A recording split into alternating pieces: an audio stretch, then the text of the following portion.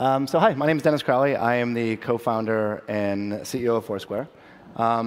This is a big room. Does anyone here use Foursquare? Sweet. Did anyone check in here? All right, that's good. Does anyone not know anything about Foursquare? OK, well, there's a couple hands that go up. So oops, tomorrow's slides come up? Oh, they're over here. OK, good. Thank you for that. So yeah, I'm Dennis. This is Foursquare. Oh, no, I clicked too much. Oh, so yeah, I gave a talk at I guess Web 2 Expo last year when we were still trying to prove ourselves as a company in something that was like really interesting and worth paying attention to. And I think we were like 6 people crammed in this tiny space, and we've grown considerably. It's kind of awesome. Like we're now about 32 people. This is like our brand new office space, and it's kind of cool to be here again. I think the last time I gave this talk, like I would ask who knew about Foursquare, and like 5 hands would go up. And so I went through. I get used to having to go through all the slides and explain it, so I can rush through some of that. So thanks. So this is what we do. We're making things for mobile phones that are trying to make cities easier to use, to really make the world a little bit more interesting to explore. For those of you that have checked in before, when you check in, you get to see a list of where all your friends are. This is what it looks like on my iPhone. When we show you about the places that are nearby as well. We've added stuff recently, so we have kind of this metadata about all the people that are nearby. Like we can tell you like which places are trending. What are your favorite places? Or we can kind of serve those up and make little recommendations. And now with the 2.0 version of our app that I'm going to talk a little bit about, we do all this stuff where we can tell you which people are here. We can show you tips from nearby friends. And I think a lot of you guys know that like when you check in, kind of the whole premise of Foursquare is that we have this like layer of game mechanics on top of everything, like a game that's built on the real world. So when you check into places, like you earn points, you earn badges, you become the mayor of certain places. Like is anyone the mayor of anything? Wow, see that? That's awesome. Like, has anyone gotten any like mayor discounts, these special discounts that we do with local merchants? A couple people, like free coffees and stuff. Yeah, it's kind of interesting. And so, I think we're really we're most well known for a lot of the badge stuff that we've done. We have all these. We started off thinking. How do you turn like Saturday night into a game? And what does a leaderboard for Saturday night look like? Like how do you measure who's doing the most adventurous stuff and who's having like the most fun? And part of the stuff that we ended up exploring with these badges, like player please you get if you hang out with more girls and guys, or more members of the opposite sex on a given night. Like local for going to the same place a lot of times. And I'm sure there's a lot of people in this room that have contacted us about trying to get your own badges for brands and certain things. And that's something that we're working on exploring. So the company was kind of started, Naveen and I started it thinking with the thesis, like my old startup Dodgeball came out of NYU, and we take a really academic approach to things, and we're thinking can we use game mechanics to really change behavior in the real world? And I think that was a question that we posed to the audience last year, like, hey, bear with us for a year, let's see if we can figure this out. And I think it's been fairly successful. I always show this slide because it's it shows what makes the badges kind of sticky. Like people go out and they want to collect these things, and you can say that we're making video games for grown-ups or like Pokemon for grown-ups, but it's like building this experience that people want to participate in and get rewarded for their actions. But kind of the bigger things is how can you use Foursquare to really change and drive behavior? And so one of the things that we've explored with we've made these things like the gym wrap badge that encourage people to go to the gym, and we hear user feedback that people will go out of the way to get these things. We hear things on Twitter like people will organize pizza crawls and try to go out and get in order to unlock some of these badges. It's actually encouraging people to change behavior. And so we've done this with encouraging people to go out and visit parks and get different groups of people together and go to museums. And so the big part of the next part of the story is what else can we encourage people to do? Can we encourage people to see movies and bands that they wouldn't see? Can we encourage them to go out and meet people that they normally wouldn't meet? Can we encourage them to do volunteering and philanthropy? I think that's kind of the next part of the Foursquare story, and it's all about trying to use game mechanics to encourage people to do stuff in the real world. And you're seeing other people start to incorporate some of these ideas as well. Like Miso does this, and they reward you for watching different TV and consuming different media. We've seen some websites introduce badges for leaving comments and reading different articles.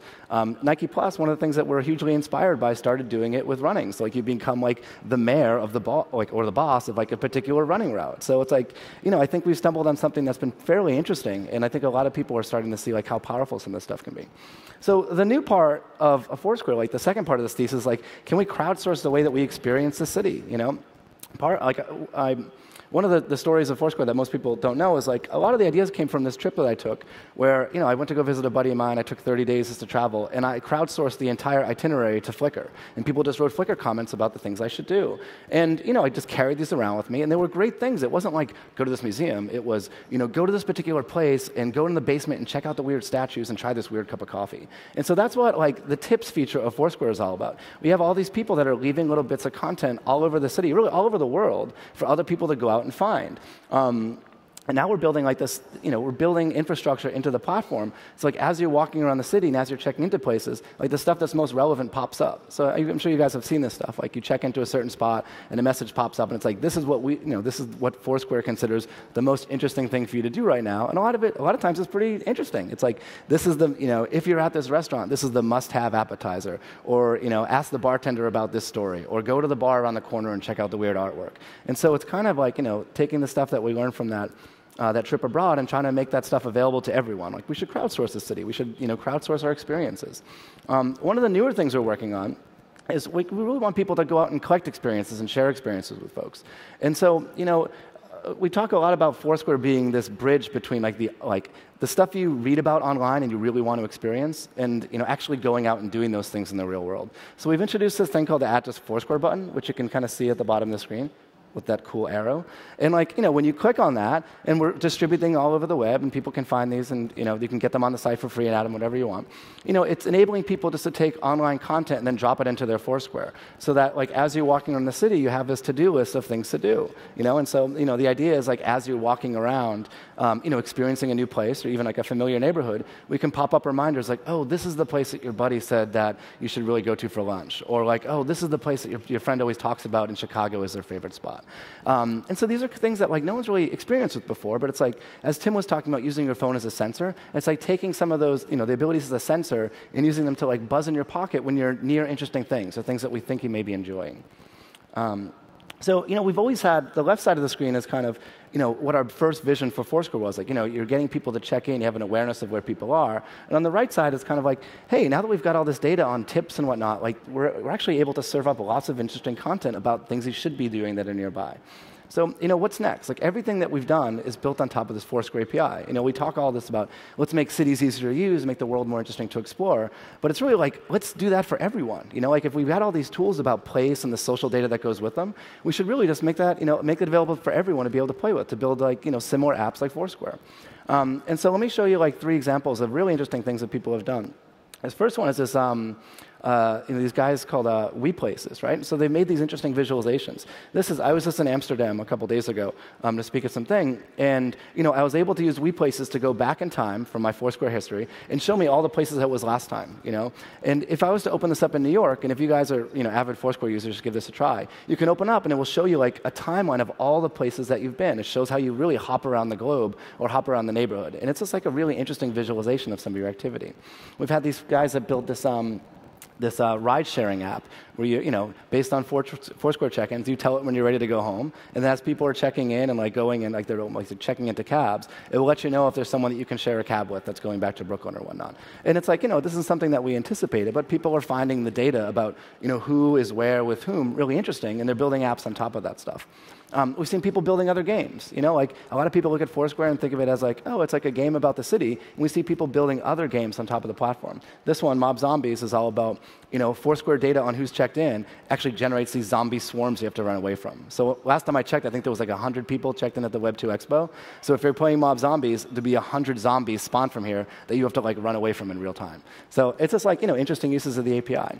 One of my favorites is this app called Assisted Serendipity that, you tell it what your favorite bars are. Actually, it knows because of Foursquare. And it tells you when the girl-to-guy ratio tips in your favor at those places. And you get these random email pings. It's hey, Spring Lounge, that's a good place to go right now. And it's these are things that we don't dream up, but people are oh, wouldn't that app be amazing? And Foursquare now has enough data to allow other developers to go out and build apps like this. It's really kind of awesome.